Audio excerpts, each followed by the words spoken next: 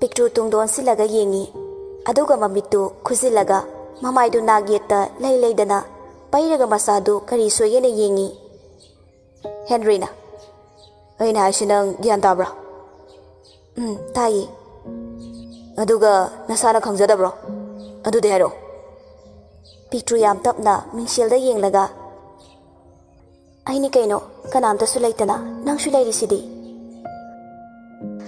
Wahaidu tabada Henry ping launa sauri chawkraba khubak picture gi maida thage tawi adubu picture mamaidu khumjili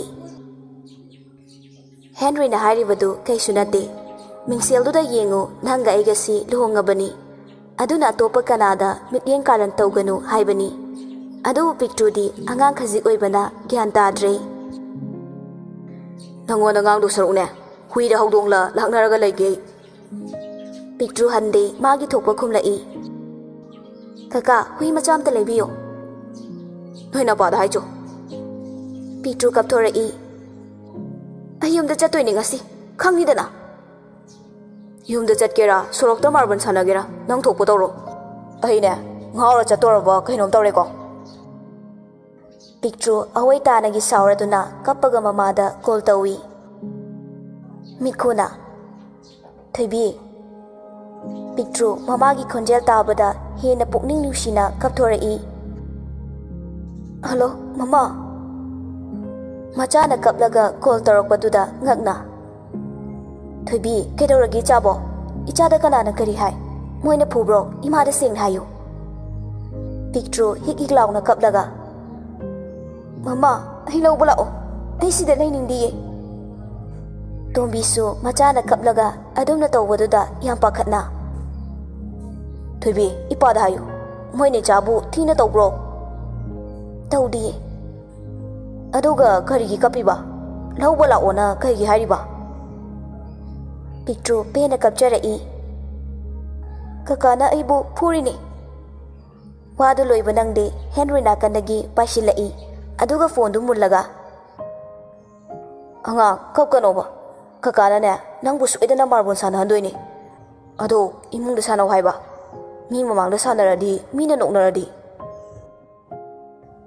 Tombiga mitkugasu sanariba waridu taribani Henry na ngangliba mayamdu Tombi na phone du da hairei Thoibi nang se kaya da pangibano Migi imungduna aduk fajana hotnaribado Nang le adu gyan tade da ko Henry thauga sade picture da phone du piraga masu thokre Picture na Hello Baba Kaka na haido machin thiba ngakdani mana ibu maram suklai laitana phubirini Tombi sauna Ipagi thoibi nang se su gyan yaudrisibu kaigino hana hamu leirabasu haujikti nang gyan taba yarabane Picture kapladuna Mama aigi wase amuta tabiyo mana ibu Mitkuna Thoibi nangi ma khoibu mimangdi yongi hairo Nangi na kun chap chana khangi Henry na ne kaidong ndu oidaba wangang doi na tiko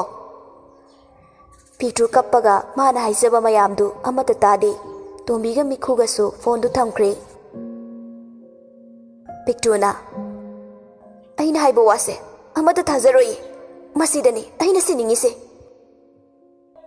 Henry thongzin na ngatharaga lepaga noglai Nang su khangbra Picture kumdi tumina makada kumtakre Laimana Ichabu nasa nungaitabro School karubagi waramani tumina butharuro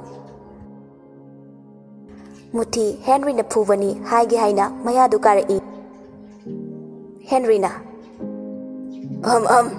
Aibu isinkida thakningira Muthi tumina lai hairuba yararoi khanduna Achawna Haiba angang si school karo ridu larik lai suga pahan bayadro amuk chakhum da janghali sibo Picture khonjen du isisi na Pupu ai ngak tang lai ra parage Achaw pakhatna Nangbu nasangam da bro nakhona waga du yadre ne he Laimana Ngasi ahanba school kabagi tawri oiramni khara leraga pharakani da moiba Muthina Sigi laina sidi dari na khangba laina ni mangwande yang halo laimana ibungo nangbu imauda kai hairuge Henry kenta khangdaba saraga kaino aina kai dorage Picture sounding bana loirabani bo ai kai su daudi ai ngasidi ko yam chi tumurage achawna ngai khone chaka chadana tumba yaroi laimana chak chaba kuiram giroyi chaninga moyi amu ai ngasa onaba sida nani Picture mayamna ngangi du taraga sounding ba nungai taba haibadu oiri tumina ka manung de changaktuna phaijup singkhatuna kapli Henry phaijup te singthoklaga kana siba yarage naina pado sire siwe di pharaba imai kaya do nu yengune nachin na sa do pedeng myang hang bhai bune toini ko taning de cho hayeng de school ga amte chat pa yaroi yum do home tutor ko bona phani exam atam da khakara loire sung chat chaloi engon da kem ta haibir kano Henry Picture gi mamai maya nangna sangsilaga kariam narai hoi bera aduna best ni kaino asumna numit hokri nongalaga Henry tholakpa ubada leimana ibungo imau di loisin khabra Henry khumfang khangdana mado satra su to sanuda home tutor oina tobuna phani achawna kaino ne madu yaroi ne mi tinaraga class to bai siga ne masa kak tak pai basiga yam khenai ko senjau pai ba kharana tobagi wani mi tinarak padane madu mi loina bahai roi brain gi problem kaya lakpasu yai Henry khumpam khangdana hairi masa nungai te haibane no ni di lepasano achau pakhatna kai noi bungo namu ngarobo angang do masa nungai tradi doctor ama ko busu yaina natrasu nangai school chatpada hospital do puba yaine leimana hidaka charabo Henry latla tawraga chakre Picture su ngasi di mawa makhonga tadi gyan taraba amagum yam ingna thorai achawna ichabu nasa nuwairabo Picture ngakna ha kaibo Henry na thachilai kaino ne Picture na se kakagi be Henry magi wallet pirakpadu lauraga noi chalo nga nangi ka manungda kaka chatlage ko Picture su hai haibagi matago mangaktu nomi Henry su school chatkhre Picture di ngasi school kadrabanina tumina magi phone du metpoi kai boi leire somdana Newton gate leptuna kana yengi amuk su khudangi gari duda yengli school karakpagi timing nina satra su lakpa suglep lepti Eliza khoina changakpada Newton leirambadu ubada masagi post kadu semaga changai Eliza ga anugana Good morning sir Newton nomi tawraga morning Eliza ga anuga so mut nungai na changai Newton amukasu ngai ko noini Eliza ga anuga ani do harawi chiroga tawraga amuk hanjilai Eliza khon hauna sir kari Newton mana pari bachaiduna Eliza gi mangakta kemta haidana fatlauna kalai Eliza khangboy kaiboy ima anusu kiduna machindu khumlaga lay Newton anuda mu onsilaklaga nakhutu tingthoro anu thangalamba khuttu satchingthai aduga kina sorry sir ai hayeng di tawra aroye Newton namduna khuttu tingtho alaga chainduna kanthatli Eliza da amu onsilaga Hojik junior oringedagi sumai tawradi khaladi kai oine nektai gadu chingkalo oza khoi pabu tawde khujindu machu marang sangma matamlo mut nungai na lakpa ni du chai charaga peri peri tawraga changkhri Thembi shi yausilakle Newton bo mana fana pamjarabasu mitmangda lepabadi yengba ngamde tasengna mihuldu swai swai launa chongai kina mapadu lanthorai Newton khondu kalapna nangai ko Thembi mami tu isilli aduga tapna laithorai Newton yam kanna nangona natro aina aisibo Thembi kina Sir Oza malai haibagi respect shu kemda utaba Thembi gyan tarai mana ozada wispi ba kauri haiba Thembi luktharaga Sorry sir Newton yam tapna amadi Ngasai dagi tawriba utliba sabtra singduga hauzik tapthara isiga Thembi ngakna Ama haidi Ngarang ma chen khibadu kaida le hore Thembi na haizila I yam tapna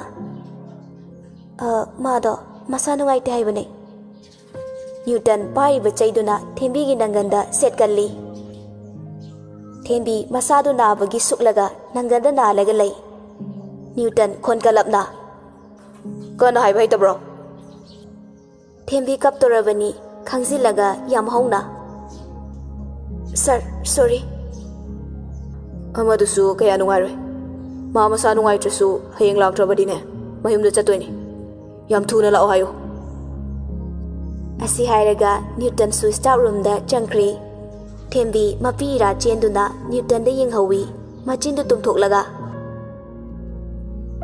nawa lawde cho naram chatunani pakhangari bo oiramni ba ngasi di picture laktrabanina Thembi su tumina leire Newton na furakpagi mathwai nungai tabaga tumina luktharaga lei Jonina Amado laktrabo Thembi mami tupai ni yenga aga Aingonda wam thaira kanu Jonina kapiro Thembi harubadagi hena pokning nungsiraduna kablai kapte kidau kaptoino Tompok Johnny da hausikta yenglaga Hai oktaba nang kai hairwe Johnny Tompoki makokta tharaga Masidiba matang chakidre Tanja aduda Newton changai mayam du tumina leire yam hauna wispirei Newton waga ngangdi chaplepaga yam munna yengduna lei aduga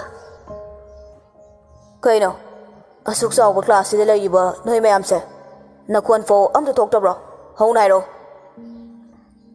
mayam du Newton muki duna yam hauna amuksu wispirei Okay sit down First bench dagi last bench fauba hangat handa chatli mamit manadu yam munna yeng duna chatli bani mangoda yengaktrabadi phudoribani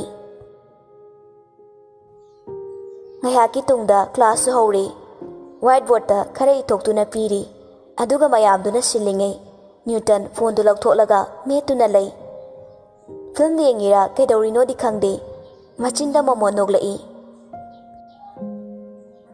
Satri mayam du Newton da yenglaga wakhal sagatnari Thembi sumatomta garibu khalino khangde Newton bu yenglaga momon sunokchari machinda susolai As thamoiga se kainom tawreba ngasai ke sauning lama masakse sum yengni se kaigino ba as somdasu aidi hitler daga leiradine harawni bo